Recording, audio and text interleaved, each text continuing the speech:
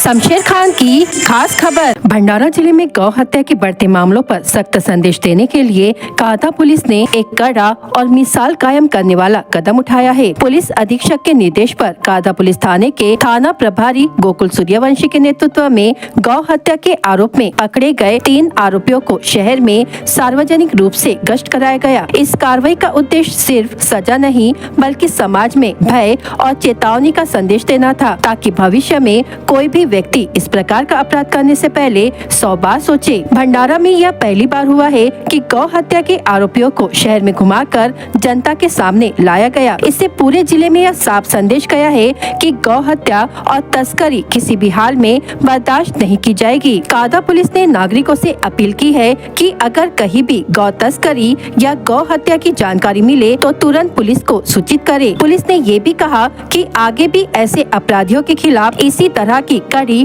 और सार्वजनिक कार्रवाई की जाएगी, ताकि समाज में अपराधियों का डर बना रहे और आम नागरिक सुरक्षित महसूस करे। हाल के दिनों में गौ हत्या की घटनाओं से भंडारा शहर में लोगों में गुस्सा और चिंता दोनों थी। कादा पुलिस की इस कार्रवाई से लोगों ने राहत की सांस ली है और जिले भर से पुलिस की जमकर प्रशंसा हो रही है। काल रात्री पोलीस स्टेशन कारदाच्या अंतर्गत कारदा झोपडपट्टीच्या मागे एक इन्फॉर्मेशन आम्हाला मिळालेली होती।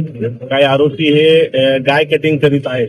त्यावरून तिथं आम्ही रेड कारवाई केली। तिथं 2 आरोपी आम्हाला गाय कटिंग करताना मिळून आलेले आहेत आणि त्यांचं जो मुख्य माल हे काम करणारा जो त्यांचा मुख्य आरोपी आहे अजिम कुरेशी राहणार सौदागर मोल याच्या सांगण्यावरून ते गाय कटिंग करत होते। काल त्यांना अटक केलेली आहे। त्यांच्या विरुद्ध आणि त्याच्यावर बीएनएसचे वेगवेगळे सेक्शन तसेच अॅन्युअल ऍक्ट नुसार गुन्हे दाखल केलेले आहेत। आज रोजी त्याच्यातले जे 2 आरोपी आहेत त्याच्यामध्ये एक असलम काय बैरागीवाड्यात राहतो आणि दुसरा जो आहे तो परेश राऊत पठाण हा देखील बैरागीवाड्यामध्येच राहतो आणि आज त्यांची घरगडती पण घेतलेली आहे कायद्यानुसार। आणि लोकांमध्ये अशी काही दहशत त्यांची निर्माण झालेली होती। त्या अनुषंगाने मी सामान्य जनतेला एक आव्हान करू इच्छितो, पोलीस स्टेशन कारदा आणि पोलीस स्टेशन भंडाराच्या वतीने देखील जर काही अशी कोणी गाय कटिंग करताना काही आरोपी मिळून आल्यास तात्काळ पोलिसांना माहिती द्यावी, जेणेकरून त्यांच्यावर योग्य ती कारवाई करण्यात येईल।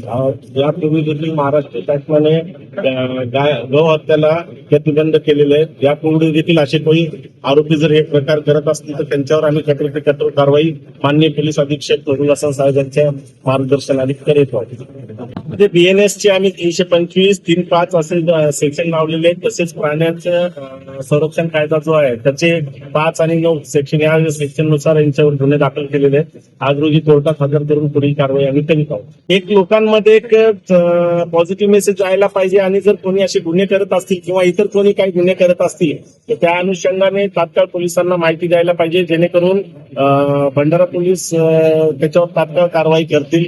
आणि ही संकल्पना माननीय पोलीस अधीक्षक साहेब यांच्या संकल्पनेतून आलेली आहे। यापुढे असे गुन्हे करणाऱ्या सगळ्या आरोपींवर जिल्ह्यामध्ये माननीय पोलीस अधीक्षक साहेबांच्या आदेशाने या प्रकारे कारवाई होणार आहे।